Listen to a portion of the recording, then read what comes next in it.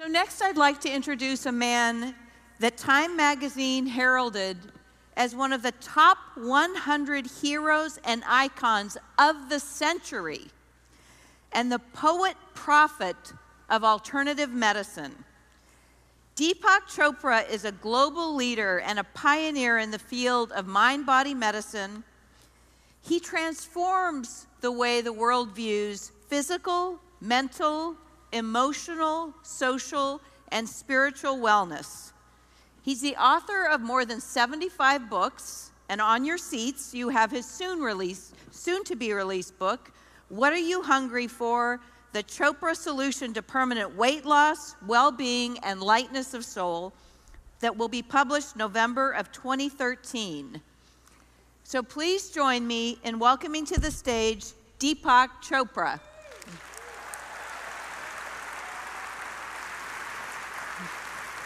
Thank you. Welcome. Thank you. Thank you, Dr. Hellman. I wrote that book for Mark. Actually, Mark and I go back a long time, 17 years. He came to my daughter's wedding in India. We traveled together. We've gone through a lot of interesting times together. And I just have to say, I'm so proud of you, Mark. Thank you again, Dr. Hellman, for having me. Wayne, good to have you here, as usual. We spent a lot of time together. I don't know where David Agus is, but I watched his talk. Absolutely amazing. So I think I'm going to try and put together now what the past, the present, and the future of well-being might be. And in a way, I've kind of evolved through these phases myself. So I'd like to give you a little background about myself. I went to medical school in India at the age of 17, and I graduated at the age of 22, 23. The school I went to was funded by the United States, various foundations, including the Rockefeller Foundation, and some foundations from New Zealand. So I got an education which was the equivalent of an American medical education.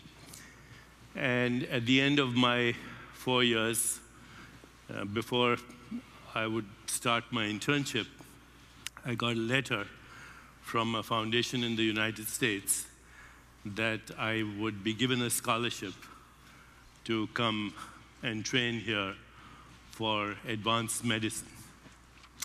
It's an extraordinary offer. Everything was paid for. The only problem was that in India, they had foreign exchange regulations at that time, so you couldn't leave the country with more than $8.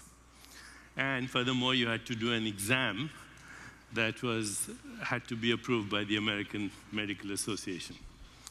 And the exam itself was banned in India. So I had to go to Sri Lanka to do the exam. And I got my $8.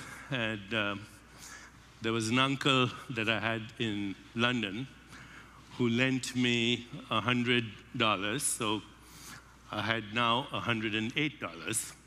If you know anything about Indian mythology, 108 is a very auspicious number, mystical number. So I thought I should do something really auspicious with my $108. I went to Paris, and I spent it all in one night at the Moulin Rouge. So when I arrived in the United States, JFK Airport, I had nothing, zero. But I had heard of this custom that I was only familiar with because other people had told me about it. It was called a collect call. So I made a collect call to my hospital administrator in a small town called Plainfield, New Jersey. And they were so desperate for doctors, which I didn't know. I didn't know the background. The Vietnam War was coming to an end. all American doctors who were in the army. There was a shortage of physicians in community hospitals, and we were being trained in other countries and recruited, being imported here. So that was the background. When I called my hospital administrator, I said, I don't have any money. He said, don't worry, just stay where you are. And they sent me a helicopter. So my first experience of the United States is lifting off in a helicopter, looking out of the window at the skyline in Manhattan, and saying, maybe they made a mistake. This is what Disney World must be like. In any case, 20 minutes later, I was in this very small town called Plainfield, New Jersey. Even for an Indian, it was Plainfield. But I immediately was taken to my hospital, and my first rotation was going to be in the emergency room. I reported to the nurse, who said she would call me when she needed me. I should go to my dorm and get over my jet lag, et cetera, et cetera. So I went to the dorm, and I switched on the television set with a remote control. Now, this was a very new experience for me, because in India there was no TV when I left. So I'd never seen a television set, and suddenly I was seeing color on a TV set. Wimbledon, I still remember. And I was watching it when suddenly the program was interrupted, and there was a news bulletin. And the news bulletin said that there was a holdup at a local bank, and some policemen had been wounded. One, in fact, had been killed. And they were being brought to the emergency room where I was going to start my rotation. Now, having been to a really good medical school, but never having seen a patient, I had my first panic attack. Shortly thereafter, the nurse called me, and she said, Dr. Chopra, we have an expiration. I had no idea what that word meant, but I didn't want to let on, so I said, you bet, I'll be there. And I bounded down the stairway, and the nurse showed me into a room where there were lots of machines, and a patient, a dead body with all kinds of tubes, wires, and I looked at the patient. You know, where I came from, there were lots of people and no machines. In this room, there were lots of machines and no people. But nevertheless, I made my first diagnosis. I looked at the patient, I looked at the nurse, and I said, he's dead. She said, I told you, we had an expiration. So at least I knew what the word meant, expiration, the opposite of inspiration.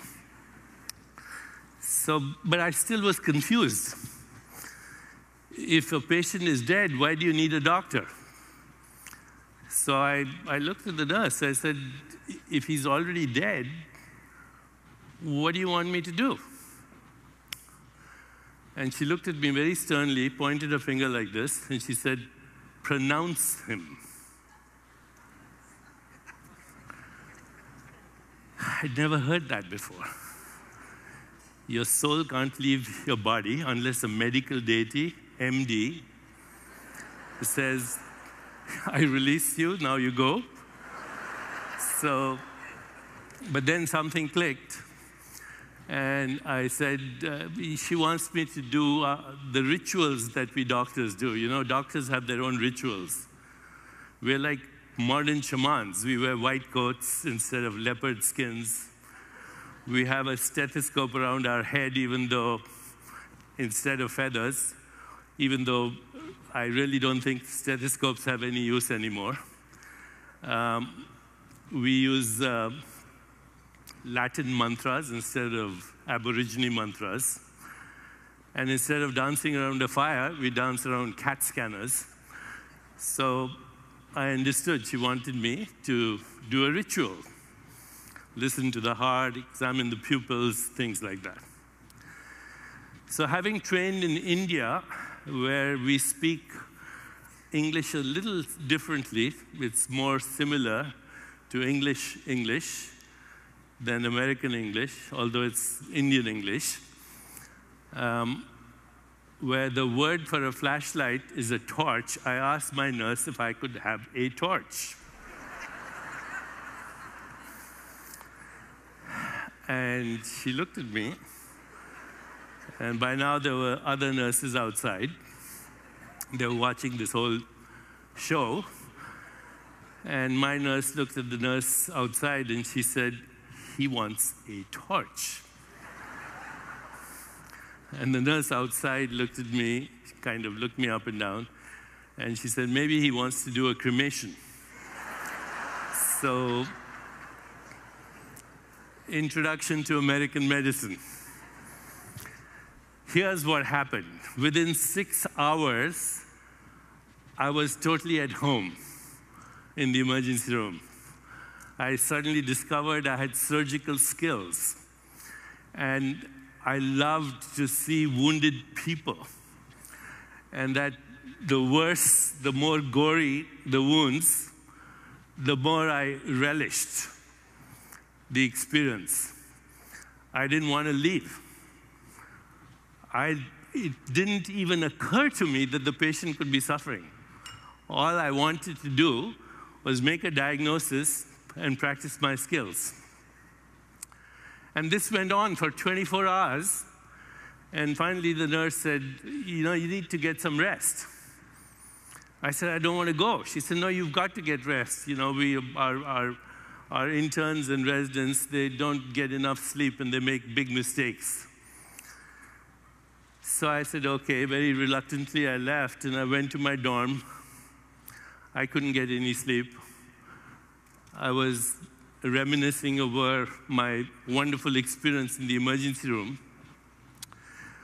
But then I had a thought. I went to Main Street and I started looking at a television shop. There were lots of TV sets out there. Remember, I'd never seen a TV set in my life. So I'm looking at this window with 40 television sets, and names that no longer are there, Magnavox and Sony and so on. And the salesperson came out and he said, "You really like those television sets, don't you?"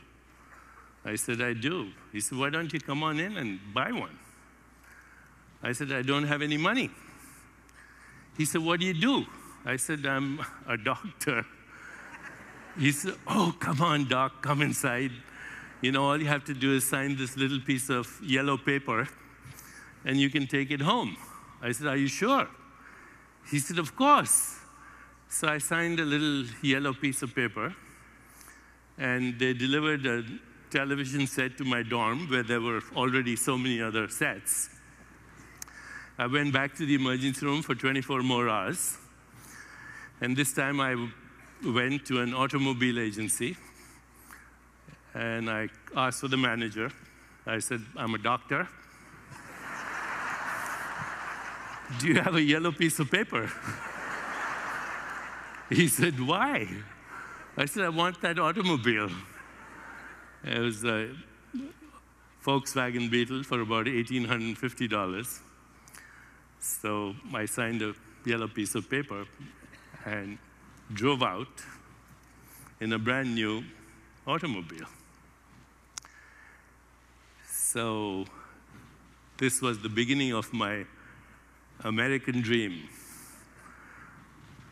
Buy things that you don't need with money that you haven't earned to impress people that you don't know or don't like, and end up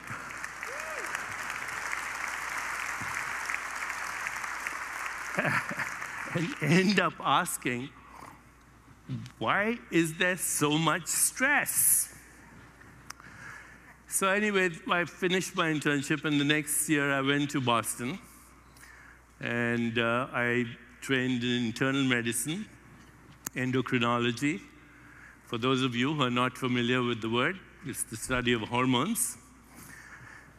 And then I did subspecialty in neuroendocrinology, with one of the best neuroendocrinologists of our time. He was the president of the American Endocrine Society, Seymour Reichland. And we did lots of work on TRH and the hypothalamus and hormones that have to do with brain chemistry. And it was at this time that I had what I would say a few epiphanies. And the epiphany that I had was, I was always puzzled by the fact that you could get two patients who had the same illness, they saw the same physician, they got the same treatment, and they did not have the same biological response. We had something called prognosis, which is a bell-shaped curve, but you could never prognosticate the outcome in a given patient. In fact, sometimes the prognosis was so different. One person would die, the other one would recover. Any physician will tell you that, by the way, that prognosis is a statistical probability. It's like saying the average temperature in New York is 70 degrees. Doesn't tell me what the temperature today is right now in New York. Or the average income of a person in San Francisco is $100,000. It doesn't tell me what your income is if you live in San Francisco. So there was this nagging voice inside me that when we prognosticate, we might be introducing what I thought of then as the nocebo effect. You've heard of placebos, right? Placebos are inert pills that somehow create a biological response. Still a big mystery. But nobody was talking then about the nocebo response. When, Mrs. Smith walks into your office and you say, Mrs. Smith, you have such and such cancer, you have 6 months to live. And she, of course, thinks you're a medical deity, and she believes that, and then perhaps that sets off a cascade of events, including cortisol, adrenaline, many other little things in the body that end up becoming a self-fulfilling prophecy. I didn't say this to anyone, but this was something that I was thinking about. And then what happened was that my own field of neuroendocrinology, there were some major breakthroughs occurring. I became friendly with a young fellow in neuroscience. Her name was Candice Pert. She later became the chief of neurochemistry at the NIH. And she was working with, at Johns Hopkins with a great scientist called Solomon Snyder. And she's now credited with having discovered the opiate receptor in the brain. Opiates are endorphins, and now everyone's heard of them. Endorphins are these little opiate-like compounds that are made in your brain, and they make you feel high. So when you run, you have opiate secretion and so on. And this was a very interesting time for us as fellows because we were measuring in the body neuropeptides. Neuro, because they're found in the brain, and peptides, because they're protein-like molecules. And one day, Candice, my friend, she used the word molecules of emotion. And that was another epiphany for me, that, emotions have biological responses, and maybe the mediators for that are these molecules. And today we know a lot of these molecules. You've heard of them. They're part of our current cultural lingo. Serotonin, opiates, oxytocin, dopamine. In fact, a lot of the drugs that we use for depression are, as you know, serotonin uptake inhibitors and so on. But it was brand new then, molecules of emotion. Candice went on to write a book about the molecules of emotion. I did the introduction, and for me, that was a revolution itself, okay? So for me, that was a time. By the way, Candace passed away about a month ago, and she's made some major contributions in neuroscience and so on. And I had the privilege of speaking at her memorial. But for me, that was the beginning in my mind of the end of what I call phase 1 in medicine. Phase 1 in medicine and well-being is beginning to question what we call reductionism. Reductionism is a term that we use in science. When you reduce everything to its parts, then you examine the parts and then you figure out what's going on. So in medicine, reductionism means understanding literally the mechanisms of illness. How do bacteria replicate? And if I can figure out how they replicate, then maybe I have the antibiotic to kill that bacteria. How do cancer cells multiply? If I can figure that out, then I could use the appropriate chemotherapy, radiation to kill that cancer cell, and on and on. The culmination of reductionism is literally molecular biology, to understand mechanisms at the level of molecules and interfere with them. Now, I'm not saying that's wrong. It's one methodology, and it certainly works. If you have pneumonia, you need an antibiotic.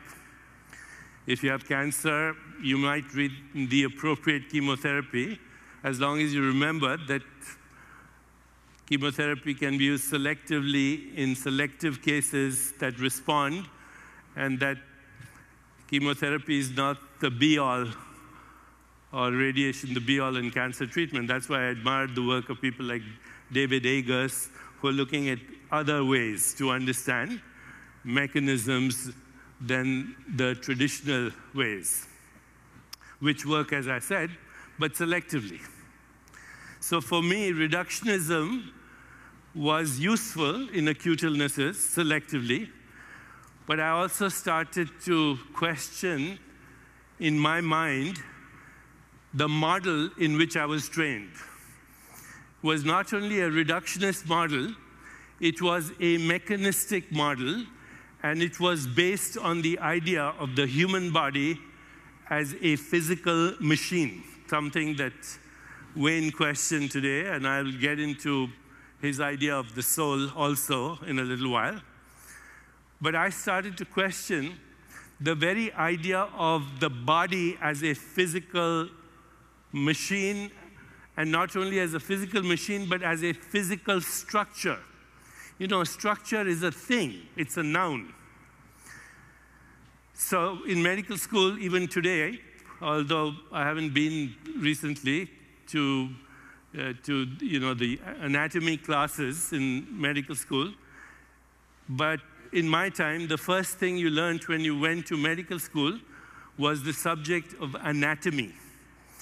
And you know, models are created in our minds. We think science is a method for looking at reality, but science is a method for looking at a particular model of reality. And so the model of reality that I was given was, this is the human body, it's an anatomical structure.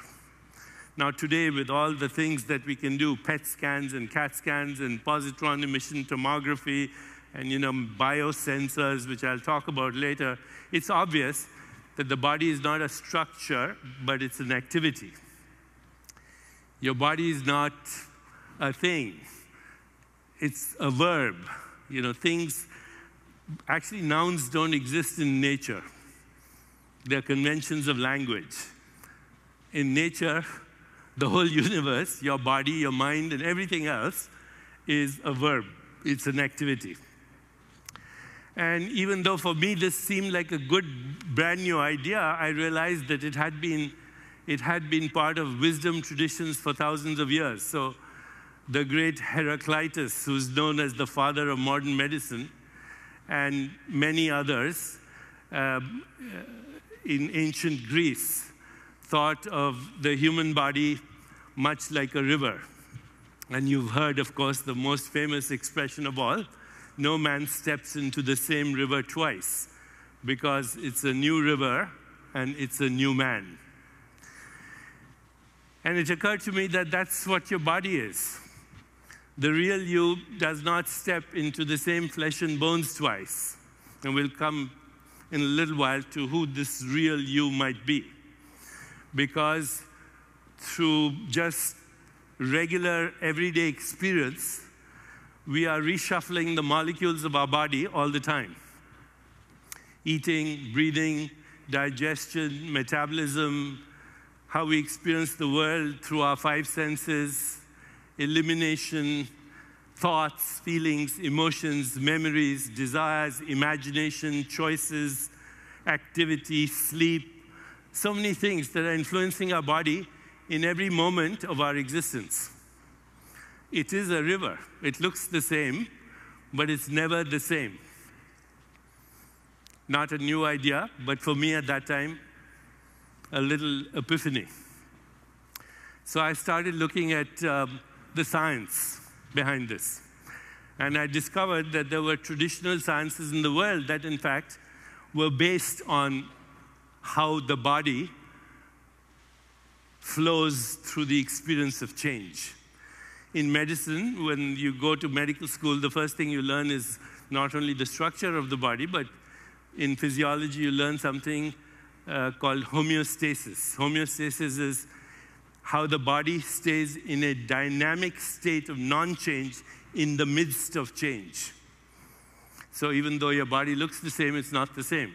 Right now, the body you're using to listen to my lecture is not the body you came in with a little while ago when you came into this room. And I'm not speaking metaphorically, I'm speaking literally.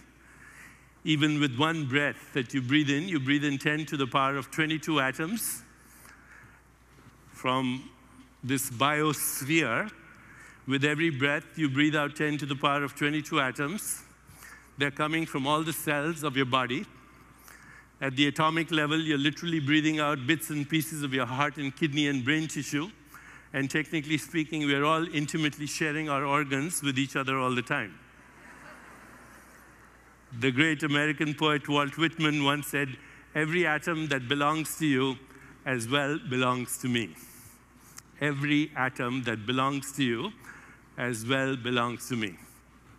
I spoke to mathematicians and physicist friends and said, you know, we have these things called radioactive isotope turnover studies. Can you share with me how our body recycles? And this is what I was told. And now you can actually look this up. Your stomach lining recycles every 5 days. Your skin is new every month. Your liver every 6 weeks. Your skeleton, which seems so hard and solid, such a physical structure, but your skeleton is calcium and phosphorus and carbon and oxygen that recycles every 3 months. The skeleton you have right now at the level of elements, molecules, is not the same skeleton you had 3 months ago. And your DNA, your genes, which hold memories of millions of years of evolutionary time, the actual stuff that makes up your genes, the carbon, the hydrogen, the oxygen, the nitrogen, it comes and goes every 6 weeks like migratory birds. I'm going to talk to you a little bit about genetic indeterminism during the latter part of this talk, but for me, this also triggered the idea, what are our genes? You know, we think of our genes as things as well, but genes are also activities that respond to the environment. Now, the new science of epigenetics, they respond to emotions, relationships, food, diet, sleep, exercise.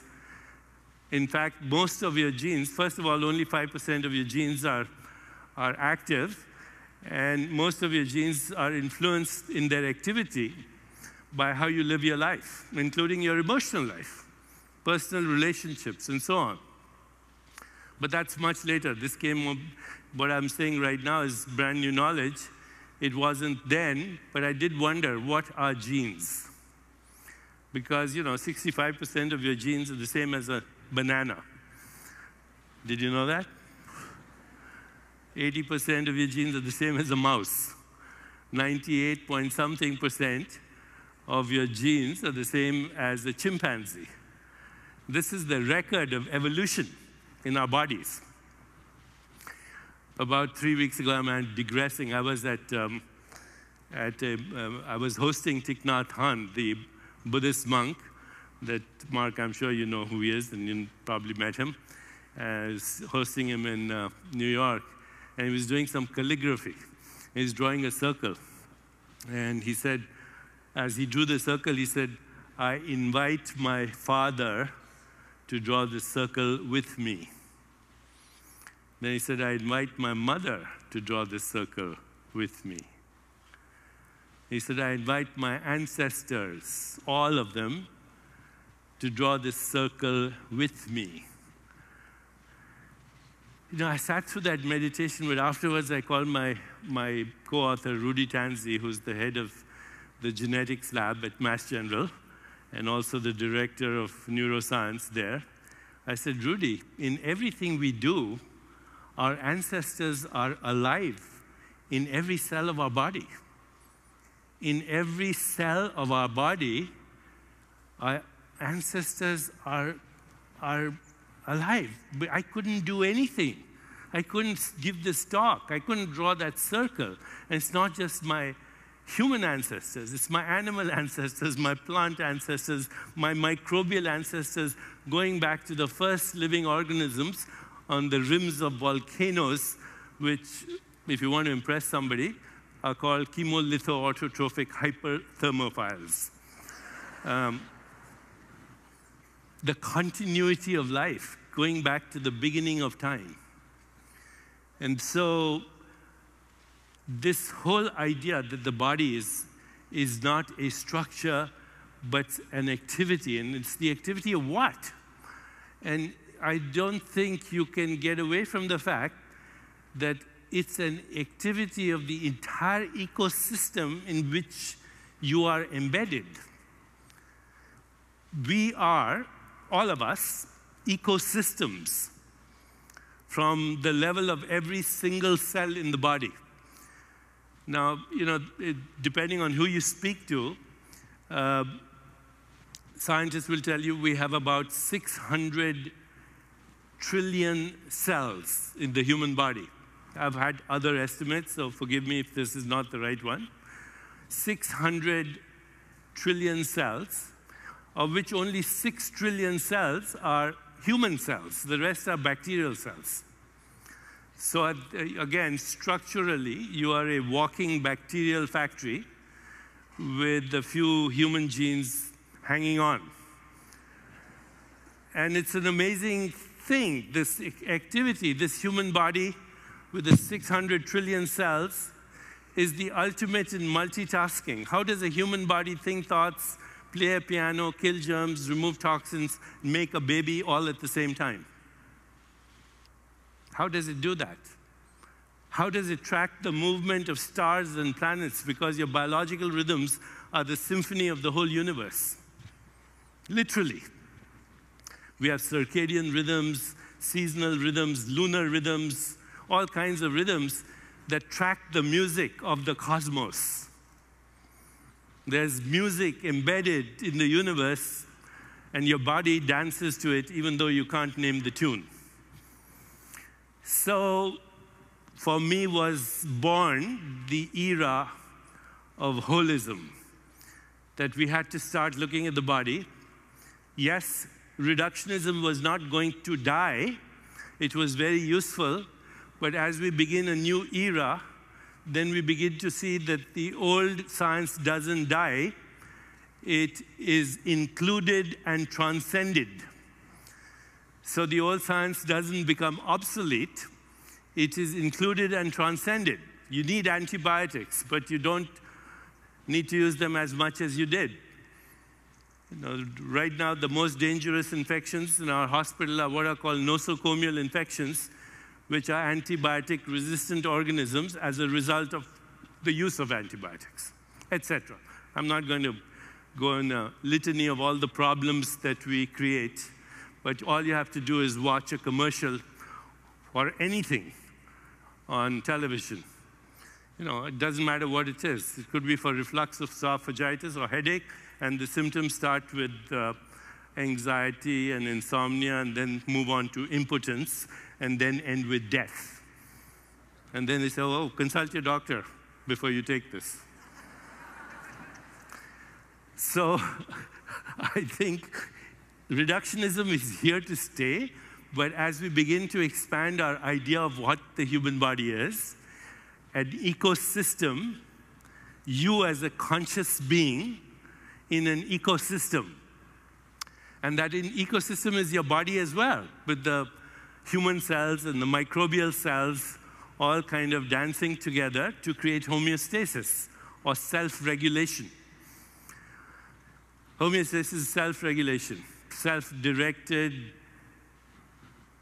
Actually, homeostasis would be a good word for healing, because healing conjures up in many people ideas of witch doctors and frauds and quacks. But if you say restoring homeostasis, then I think people will understand that if you sleep well, if you eat the right food, if you move, if you have healthy emotions and the right kind of relationships, that you have a better chance of creating balance in your body, what we call homeostasis. So this was a great era. And now we've seen, thanks to some of the funding, Mark, that you have provided to University of California, we've seen the effects of lifestyle and meditation and exercise and healthy emotions on things like telomerase, which is the enzyme that influences the length of your chromosomes, and in other words, your biological clock. We are now replicating that study in our institution with a group of scientists from Elizabeth Blackburn's team, and thanks to you as well. We're doing that. And recently we have also, we've started a project with Eric Topol, digital medicine at Scripps, where in fact we can instantly monitor cardiac activity, brainwave activity, skin resistance, galvanic skin response, temperature, everything that's happening in your body instantly picked up by a biosensor about the size of a quarter that looks like a Band-Aid that you wear here. Your iPhone can pick it up and send it marked to a cloud immediately for analysis and get feedback instantly. So we've come a long way in looking at this activity that we call the human biological organism that is influenced by eating, breathing, digestion, metabolism, elimination, sensory experience, feelings, emotions, thoughts, memories, imagination, and states of consciousness. Then this era number 2 that I'm talking about became even more significant to me when about 7, 8 years ago, I joined the Gallup organization as a senior scientist to look at health and well-being. So one of my research assistants is sitting right here in the audience, Daniel Poza. She would feed me information, and we started to look at Gallup studies on health and well-being in 5 major buckets. The first bucket was career well-being. So Gallup asked people in the world, do you love your job? I expect everyone here to say yes. But when you go across the world, only 20% of people say that they really love their jobs.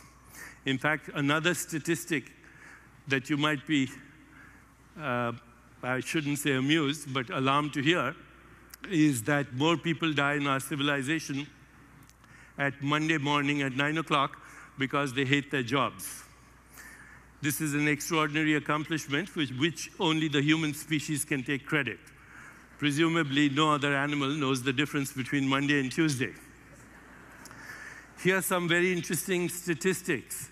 If your supervisor or your superior or your manager ignores you, you're likely to have 45% rate of disengagement.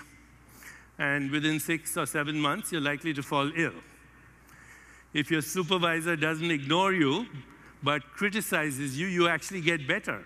Your rate of disengagement falls to around 20%, because you would rather be criticized than ignored. Now you exist. But if he or she notices a single strength that you have, your rate of disengagement falls to less than 1%. And your health improves. So at Gallup, we've been working with businesses to create teams that have emotional bonds, that complement strengths, and that have shared vision. And you can monitor the health and well-being of these people and say health and well-being is dependent on career satisfaction, on career well-being. The second bucket that we started to look at Gallup and is now well documented is called social well-being. So here's a very interesting thing. If you have a happy friend, your happiness goes up by 15%, your score. And there are reliable ways of measuring this. But if your happy friend has a happy friend that you don't know, it goes up another 10%. And if your happy friend's happy friend has a happy friend, it keeps going up. And statistically, it looks like the best way to improve your well-being is to improve the capacity for happiness even in your enemies. If you want to get rid of your enemies and you want to improve your well-being, improve their capacity for emotional and physical and social and career well-being. More on that later. But now that we have social networks, now that we have a cloud, now that we have a global brain, an emerging global brain, where neural networks are being laid by the second, you can just send somebody an emoticon in South Africa and give them a dopamine hit. I mean, how about that?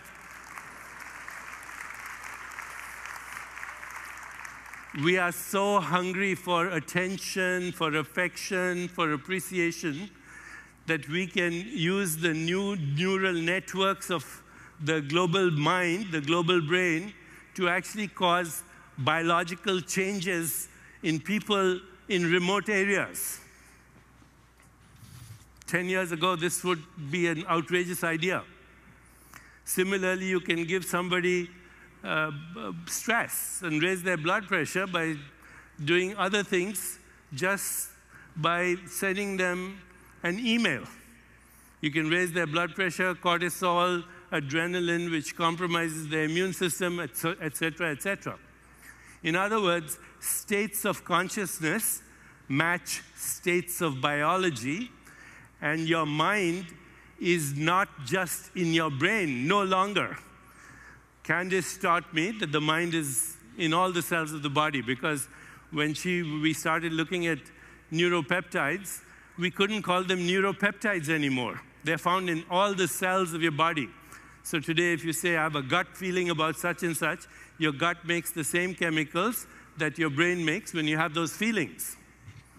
In fact, I would suggest you can trust your gut cells a little more, because your gut cells haven't yet learned how to doubt their thinking. When you say my heart is heavy with sadness, it's loaded with sad biomolecules.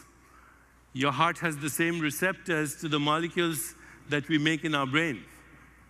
Your body is, to quote Candice, your subconscious mind. Your mind is not squeezed into the volume of your brain. Just happens to speak in English with an Indian accent over there. It's in all the cells of your body.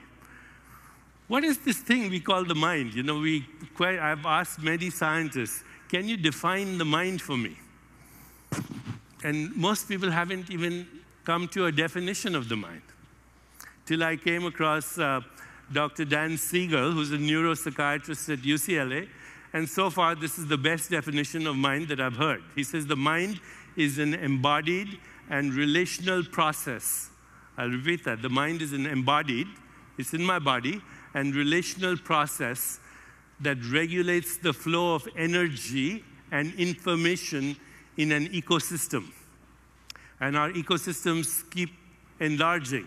The ecosystem that is my body, the ecosystem that is my family, the ecosystem that is my friend, the ecosystem that is my professional colleagues, the ecosystem is the place where I work, the ecosystem which is my community, the world, the biosphere. So I think holism simply means we've stopped looking at biological organisms, particularly human beings, as skin-encapsulated egos bound by a semi-permeable membrane that is isolated and exists by itself. Your social well-being, your community well-being, your financial well-being, your career well-being, all influence your physical well-being. Because your physical well-being is not something totally dependent on you. In fact, I heard Wayne talk about love, and I work with scientists these days, say, just like I said, how do you define the mind? No scientist can come up with a definition of mind. Similarly, we ask scientists, what is love? And most of them, having been trained, it's not their fault. They've been trained in reductionism, say love, oh, it's oxytocin. Okay? When in fact, love is the inseparability of life from life. We do know that when a mother bonds with a baby, or when people have emotional bonding, or when there is a great emotional connection between people, that in fact, when we have the experience of love, your dopamine levels, your serotonin levels, they're all affected.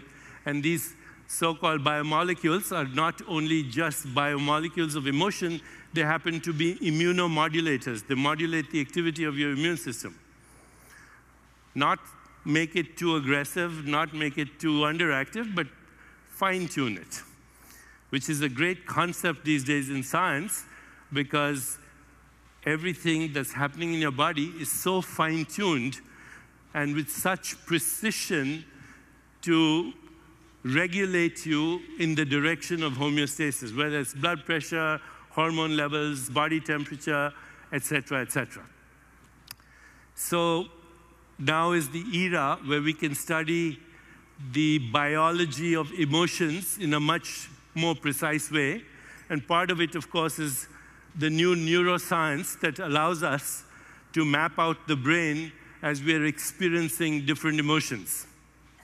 So for those of you who are not too familiar with the brain, here's what Dan Siegel and Rudy call the handy model of the brain. This looks like a brain, doesn't it? Handy model of the brain. This is your spinal cord. This is your reptilian brain, 300 million years old, which is called reptilian because it's found in reptiles. And reptiles have something called the startle center. If you make a sudden noise or go sudden movement next to a reptile, it'll either attack you or it'll slither away. We have this reptilian brain. As I said, it's 300 million years old in evolutionary time. And we do the same thing when we are threatened. We either attack or we run. It's called the fight-flight response. Inappropriate fight-flight responses are responsible for stress, which is the #1 epidemic of our time, directly or indirectly connected to cardiovascular illness, inflammation, immunocompromised biological systems, on and on, addictive behavior, so on. I remember when we were in medical school, the way we remembered the functions of the reptilian brain were the 4 Fs: feeding, fighting, fleeing, and reproduction. So, which has been the best business for Hollywood and for the military-industrial complex. The reptilian brain. If you open your hand like this is your limbic brain. The limbic brain is also called the emotional brain because it's not found in reptiles, it's found in mammals. Mammals are so called because mama is the word for mother, and so they don't lay eggs, they nurture a baby in the womb, they nurse the baby, but mammals also play. Mammals sing. Mammals form close, nurturant groups where there is love and empathy and compassion and joy and singing. Did you know that all mammals sing? So once we have the mammalian brain, if you are connected to the ecosystem, then your limbic brain goes into resonance. So my limbic brain and Wayne's limbic brain has frequently resonated because we experience love and compassion and joy and empathy and equanimity. And we are regulating each other's emotions, but we're also regulating each other's biological states because those emotions are in fact connected with homeostasis. If I was feeling angry, resentful, grief, shame, guilt, depressed, my limbic system would influence my hormones in a way that I would not be making dopamine and serotonin and opiates. I'd be making cortisol and adrenaline and God knows what else. Okay, so my emotions have a lot to do with my biological state. And finally, we have this cortical brain, which is only 4 million years old, by the way. So this is 300, this is 100, this is 4 million years old. The cortical brain gets activated when you self-reflect, when you say, who am I? The questions that Wayne was asking earlier. What do I want? What's the purpose of my existence? Do I have a soul? Does God exist? What is the meaning of death? Etc. But also the cortical brain is what we have activated to create science and art and architecture and music.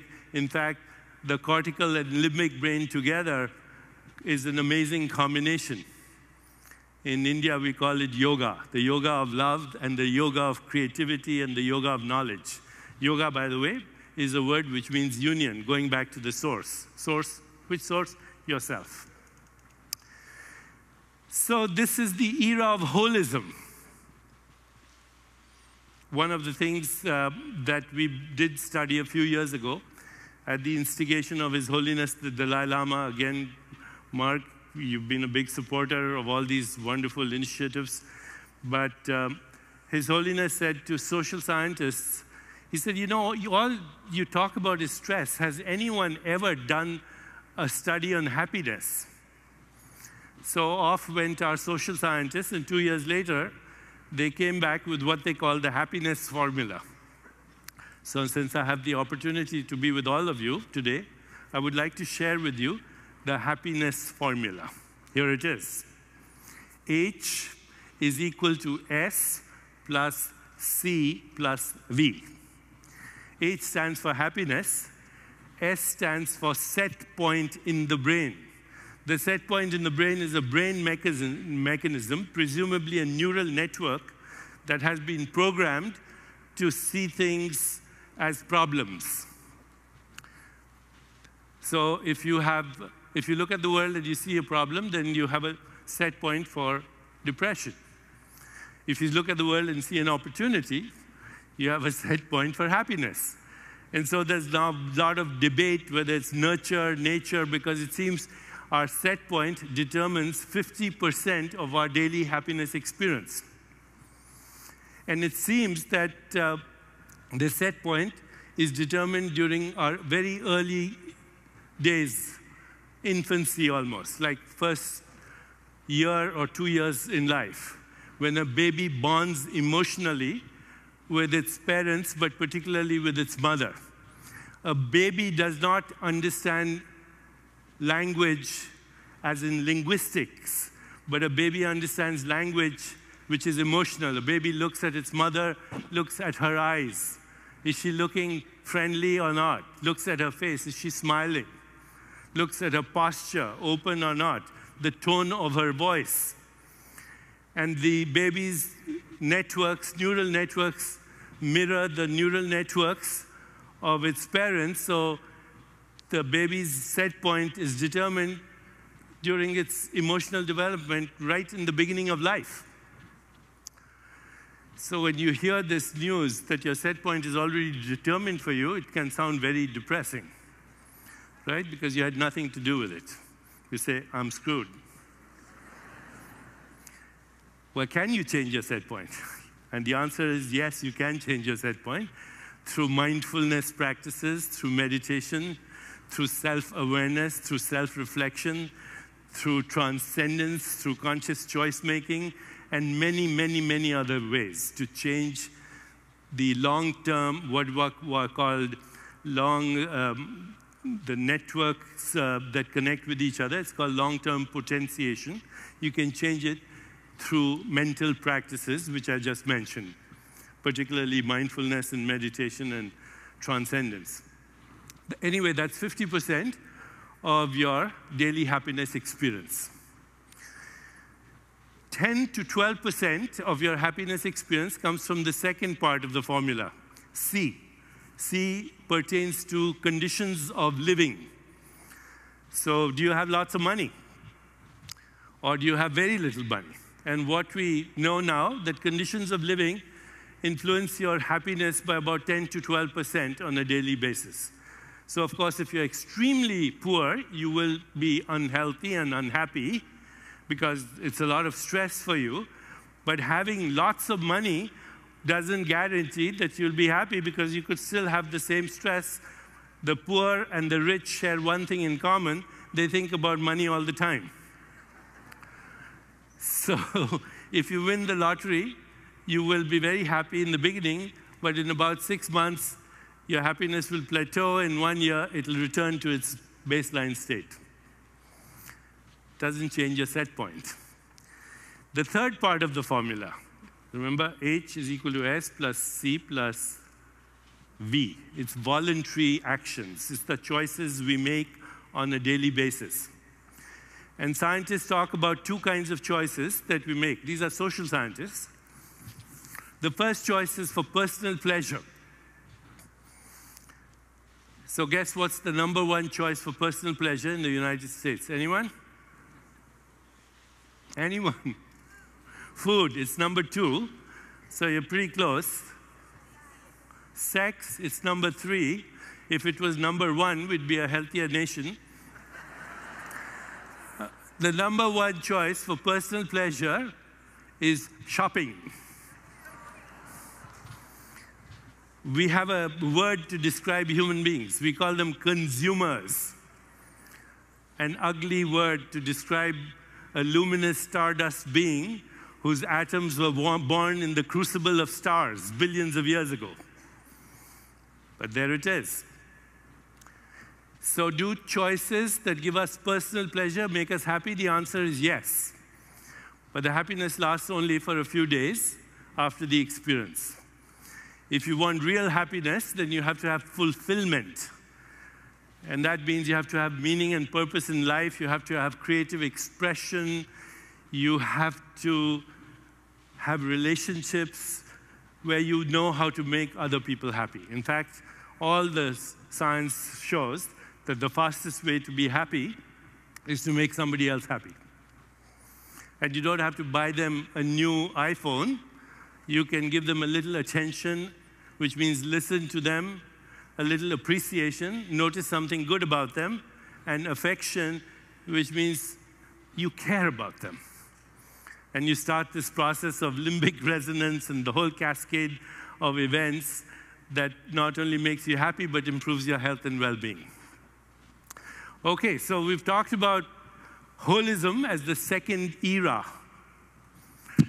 But that's not the whole story. You know, in wisdom traditions, they say that human beings are more complex creatures than the rest of the biological organisms in our in nature. Human beings are happy, but they worry that they won't be happy in the future. Human beings worry about old age, infirmity, death. Human beings remember the past, and they are victimized by the past. They hold resentments and grievances. At our conference, there was one scientist who said, if you kick a dog, the dog will also remember, and 5 years later may attack you. But unlike a human being, the dog won't plan for 5 years how to get even. Okay. So we are complex creatures. What can I say? Besides that, as we get older, certainly existential dilemmas creep up on us. So even if we have never had a spiritual longing or a spiritual life, it soon starts to influence you because death is stalking us. Everyone. Look behind you, the Prince of Death is right there. And you look again, he is closer. We are all on death row. The only uncertainty is the method of execution and the length of reprieve. And so we worry. We worry about this. And for this, there's a deeper longing that we have, without which we cannot experience wellness or wholeness or health. It is no accident that the word health is related to the word holy. Holy, wholeness, health, healing is the return of the memory of wholeness. And the great wisdom traditions of the world say that, your identity can be your skin-encapsulated ego. Your identity can be your ecosystem, your social network, your personal relationships. Perhaps you have a bigger identity.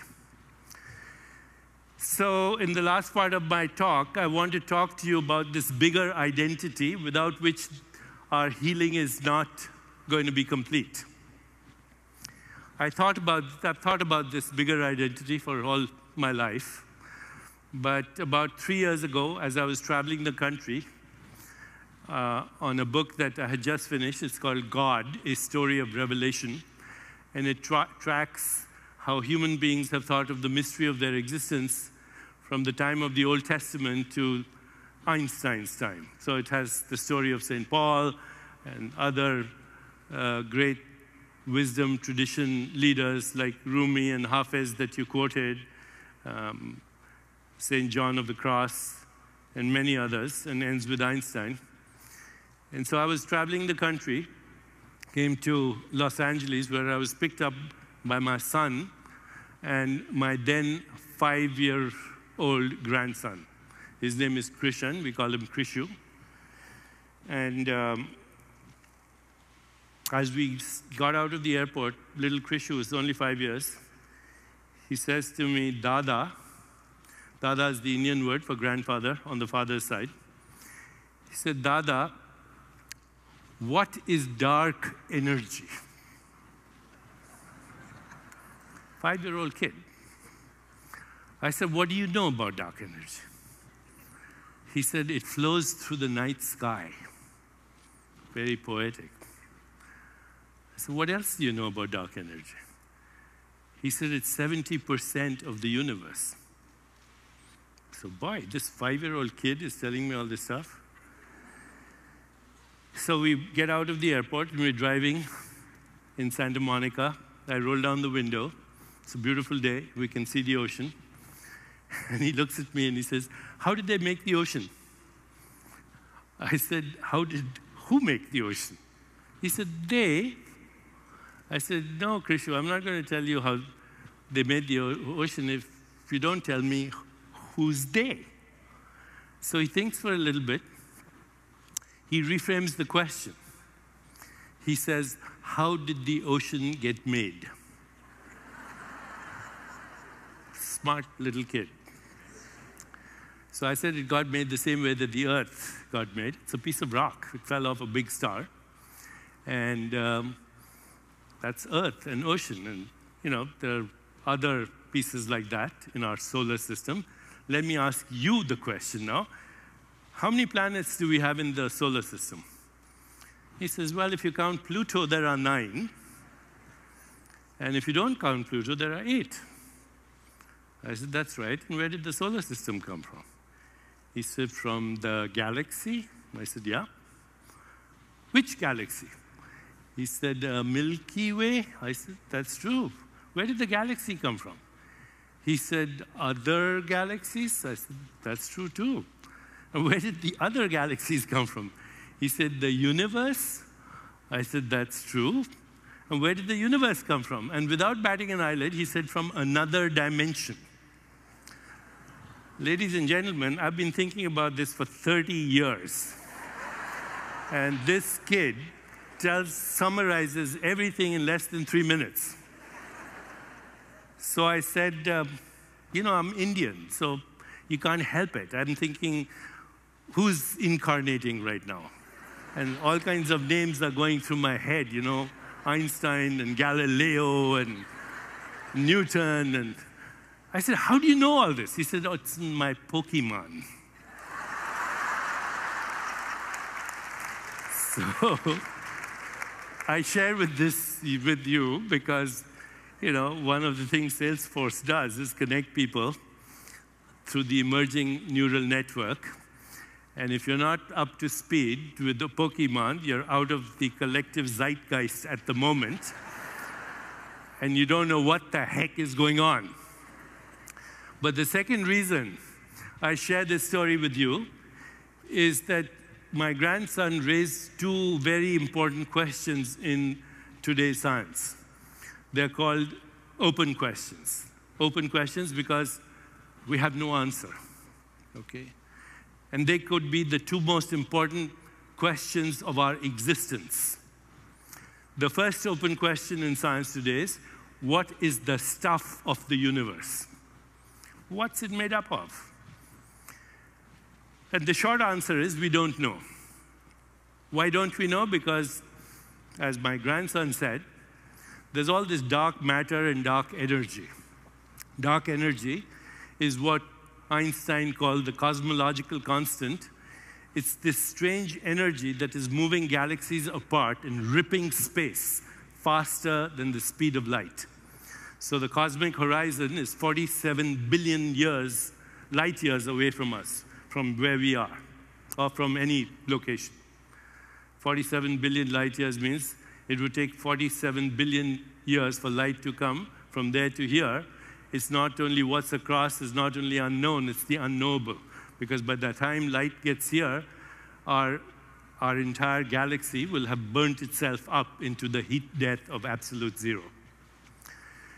So that's 70% of the universe. 25%, almost 26% is dark matter.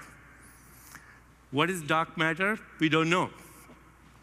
We have no idea what it is. Why? Because it's not atomic. Unlike atoms, which make up your body, my body, this little gizmo that I'm holding in my hands, everything that we see is atoms. But dark matter, which is 26% of the universe, is not atomic. It doesn't reflect light, absorb light, emit light. Why do we call it matter?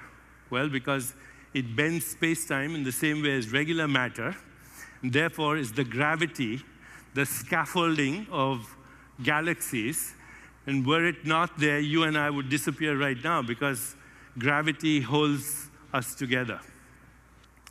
Again, if you look at the current cosmological theories, gravity doesn't fit with what is called the current model of science. It's called the current model that we have in science. Gravity is unexplainable. But most of it is dark matter, invisible, not material. Well, that leaves 4% of the universe that is atomic, of which 99.99% is either hydrogen and helium or invisible interstellar dust. So the visible universe, which includes all the galaxies, billions of them, and I just read yesterday that astronomers believe, and this is from yesterday's news, that there are 40 billion habitable planets in our galaxy alone. Okay? So in our galaxy, possibly 40 billion habitable planets, but then billions of galaxies with, as Carl Sagan would say, billions and billions and billions and billions of stars, and now trillions of planets, trillions and trillions of planets. All of that is 0.01% of what's there. The rest is either unknown or unknowable. And now it gets even more complicated. Because atoms, as Wayne was saying earlier, are not material things. They are fluctuations of energy and information that emerge from an infinite void. You quoted, I heard you, Max Planck, when he said, mind is the matrix of matter. So if you really want to know what the stuff of the universe is, you'll end up by saying it's non-stuff. All of it is non-stuff. The dark matter, the dark energy, the atomic matter. As you go beyond the appearance of molecules, you enter a subatomic cloud. Go beyond the cloud, nothing. And then the question is, what is this nothing from where we all come? Or is it just an empty void? Or could it be the womb of creation? Is it possible that nature goes to exactly the same place to create a galaxy of stars, a cluster of nebulas, a rainforest, a human body, a thought, an atom? Just 2 days ago, I was in private communication with Freeman Dyson. For those of you who don't know, Freeman is now 90 years old, chaired professor at Princeton University, one of the most important theoretical scientists, theoretical physicists of the century, colleague of John Wheeler and very well known and respected, father of what is called quantum electrodynamics. And in a personal communication, Freeman Dyson sent me an email 2 days ago. He said there are 3 mysteries that have confounded him all his life. 3 mysteries. The first is atoms move unpredictably. Atoms move unpredictably. You cannot predict which atom or subatomic particle will come out of the void or disappear into the quantum vacuum. The second mystery that has haunted him all of his life is our own consciousness, because we cannot explain it. Everything that we call experience is ultimately only an electrical impulse going to our brain. That's it. So right now what's going to your brain is photons when you look at me. When you hear me, what goes to your brain from your auditory apparatus is electricity, an action potential. Taste, smell, whatever you call it. In the end, in the brain, there's only electrochemistry. But you're not experiencing electrochemistry. You experience a 3-dimensional reality in space and time. So where is that experience? If I ask you to think of a beautiful sunset and you see an image, where is that image? Or when you look at a rose, where is the color of the rose? Is it there? If it's there, it's only colorless photons. What's hitting your eyes is photons. Where is the world? Where does it exist?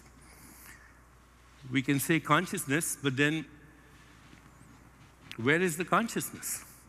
And so this, to scientists now, neuroscientists who think about this is called the hard problem. Okay, hard problem because we don't even have a theoretical explanation for our own consciousness. And the third mystery that Freeman Dyson mentioned, he said the third mystery is a universe with such precise laws and fine-tuning that it is hospitable to mind and life. 3 mysteries.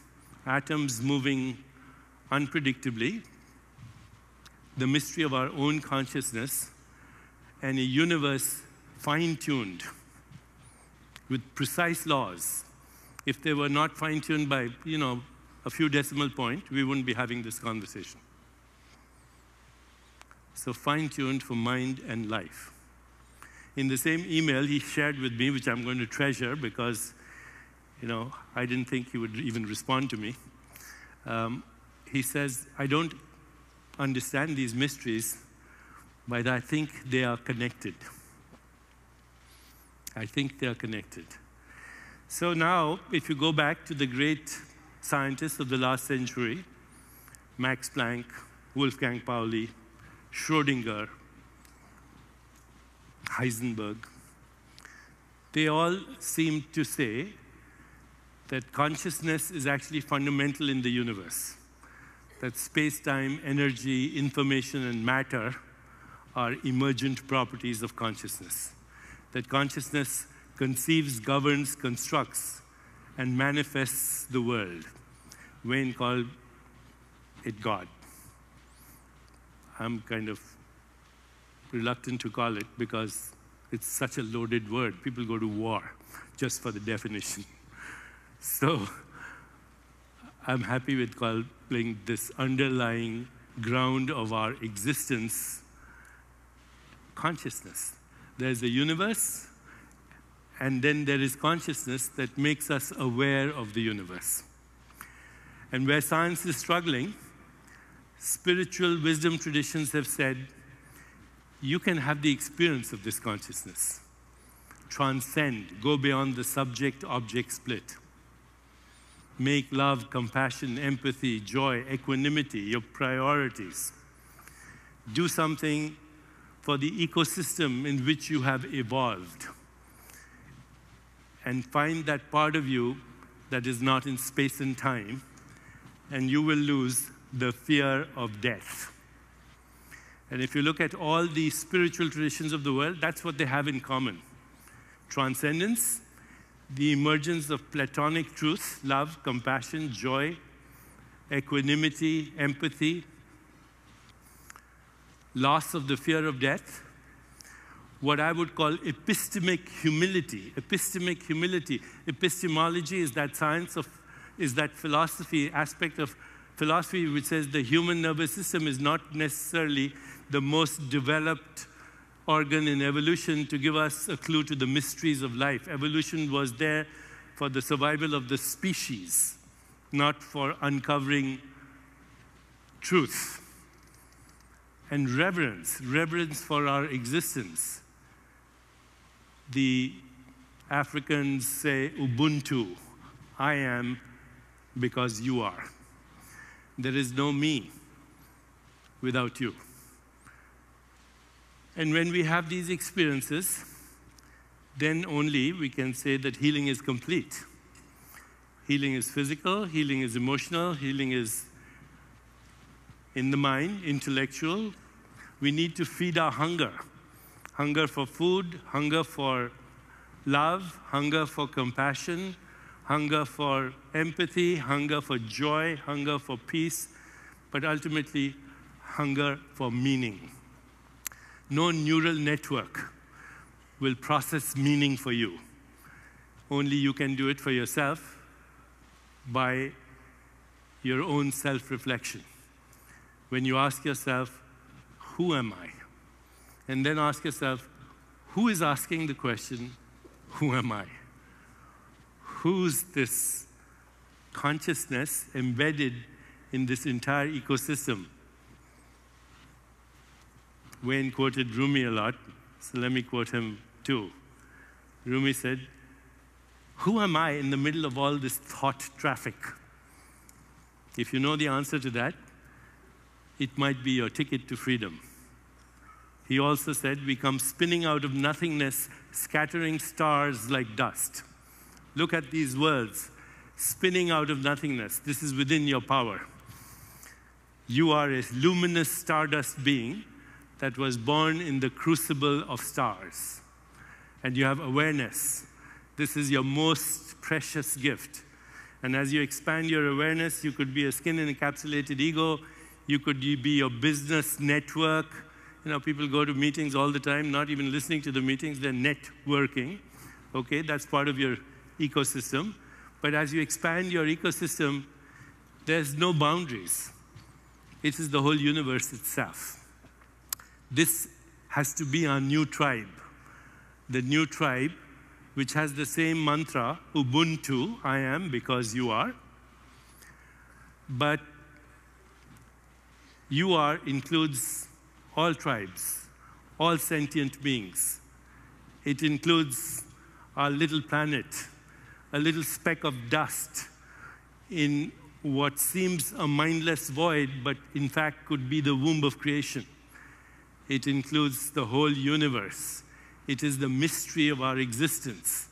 And as we expand our awareness, the world becomes a projection of our state of awareness. So in the remaining 5 minutes, I want to show you a 2-minute video. Mark was very gracious to link me with some people where we are going to find a way to heal the 2 major epidemics, or make a dent in the 2 major epidemics of our time. The first is obesity and diabetes, which is the direct or indirect cause of so many things, so many chronic illnesses. And the second is malnourishment across the world. So 50% of the world obese and diabetic, 50% hungry. Can I show you the video? It's 2 minutes, and then I want to conclude. There has never been a time when obesity has been a more serious problem. It's all around us, affecting children and adults alike. Despite our efforts at watching our weight, we are still losing the fight against obesity. But while the world around us is grappling with losing weight, there is a more serious problem that we seem to have forgotten. A problem that affects those less fortunate than us. According to the World Health Organization, the single greatest threat to the world's public health is hunger and malnutrition. Every year, millions of children and adults die due to lack of access to basic nutrition. So here's the situation. There are millions succumbing to obesity, and at the same time, millions dying from being severely undernourished. How do we restore balance in a world faced with a weight problem spanning 2 extremes? Presenting the Weightless Project, an initiative where any attempt at shedding a few pounds results in funds that will help the undernourished gain vital weight that could possibly save their lives. Every minute on the treadmill, every calorie burnt on a run, or even something as simple as joining a gym could change someone's life. This project helps you and the world get healthy. If any of us ever needed another reason to work out, this is it. Hi, I'm Deepak Chopra, and I support the Weightless Project.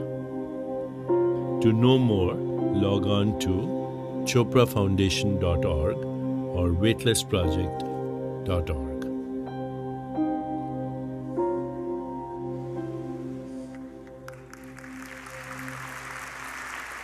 So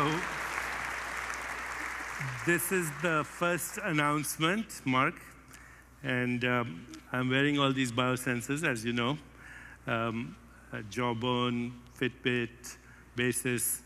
They've donated money so that for every 1,000 calories that you lose, there'll be $1 going to feed a child, or right now to feed the children in the Philippines.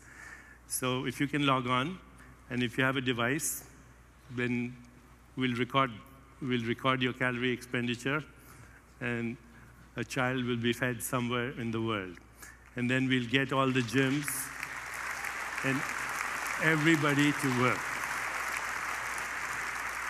And Mark, call to action. You're going to help me with this. Okay, create a global movement to solve both epidemic, malnutrition, obesity, and malnutrition. They are both malnutritions. So I have about 4 slides to show you in the remaining 1 minute. So this is how I would see the movement of health and well-being. Reductionism, phase 1.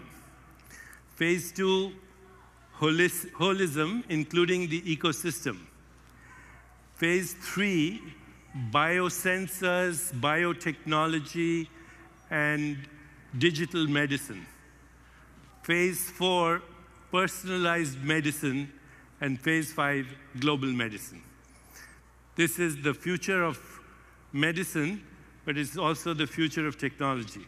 We're working with, so that's, those slides are about the different buckets of spiritual and physical well-being.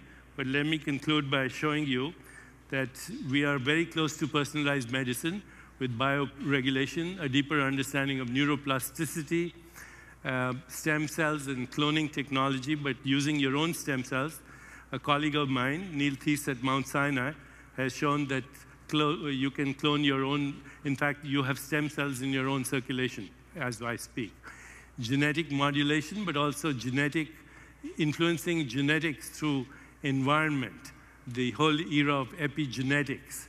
According to Rudy Tanzi, and perhaps you'll correct me on this, only 5% of our genes, disease-related genes, are 100% penetrant. Only 5% of disease-related genes, the others you can influence.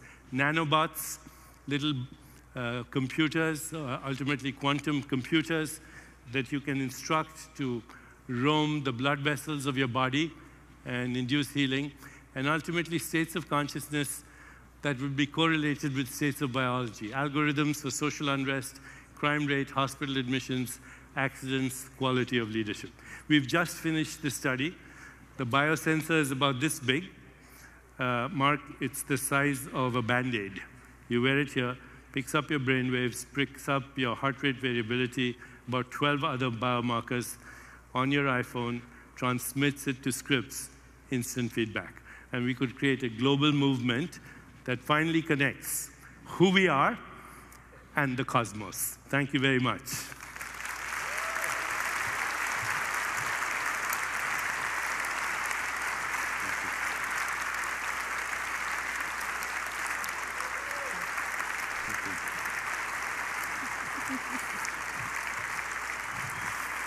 Thank you very much. Thank you. Terrific. I love so much, Deepak, that you started your discussion with your early life as a physician. As chancellor at UCSF, I oversee an amazing academic medical center, a graduate program, and professional school. So we have one of the best medical schools in the world. Yes. If you look back at the time of your training and you were running a medical school, what's the most important thing that you would want to include in the curriculum to train clinicians who are ready for the world you just described in those slides? 2 things, actually, not one thing. One is I'd make sure that the health of my residents and interns was optimal. You can't have somebody taking care of very sick people who's not healthy themselves. So the ancient dictum, heal thyself. I would make the rules and regulations such that interns and residents and fellows are given the opportunity to be healthy themselves. And the second thing is I would make rotations for medical students and residents in alternative, it's not a good word, in integrative ways of looking at things. We do that at our center. We have students from UCSD coming to us all the time, and it opens their eyes because they don't get away from learning biochemistry or molecular biology. It only expands their vision that there's more to us than mere molecules. Mere molecules. That's terrific. Please join me again in thanking Dr. Chopra. Thank you.